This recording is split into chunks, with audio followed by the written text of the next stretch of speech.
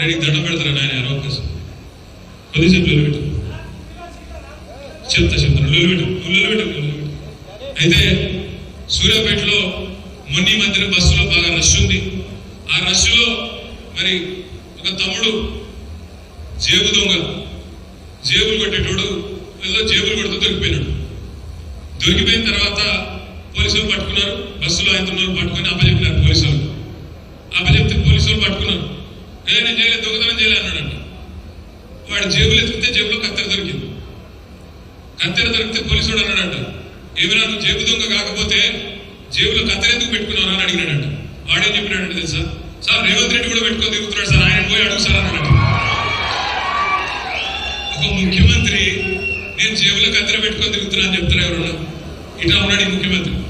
రుణమాఫీ గురించి మాట్లాడాడు. ఏమైనా రేవంత్ రెడ్డి గారు 2 లక్షల రుణమాఫీ ఏదంటే మాట్లాడాడు. కానీ చాలా మాటలు మాట్లాడుతున్నాడు మన మీద. మగవాడివైతే ఒక్క సీటు గెలువు అని మాట్లాడుతున్నాడు కేసీఆర్ గారిని పట్టుకొని, మన పార్టీని పట్టుకొని. నేనంటా ఉన్నా, నేను రేవంత్ రెడ్డి గారి భాషలో ఎక్కువ మాట్లాడను, కానీ అలా మాట్లాడక తప్పట్లేదు. రేవంత్ రెడ్డి గారు నీ భాషలోనే చెప్తున్నాడు, నా భాష కాదు.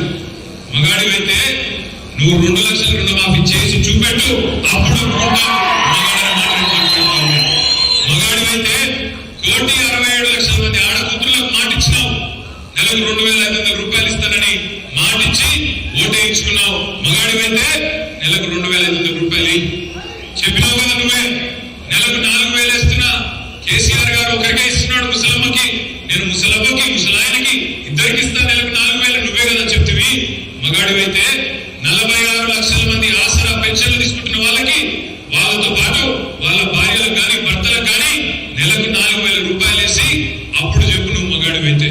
మగాడివైతే నేను అడుగుతా ఉన్నా రేవంత్ రెడ్డి గారు, చేయమన్నావు కదా, ఆటో డ్రైవర్లకు నెలకు 10,000 ఇస్తానంటివి, రైతు కూలీలకు 12,000 అంటివి, కౌలు రైతులకు రైతు బంధు అంటివి, రైతు భరోసా అంటివి.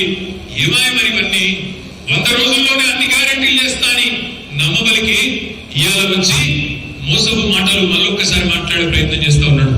వస్తాడు రేపు మాపో నాగర్ కర్నూలుకి వస్తాడు, ఈ పార్లమెంట్కి వస్తాడు, అలంపూర్కి వస్తాడు.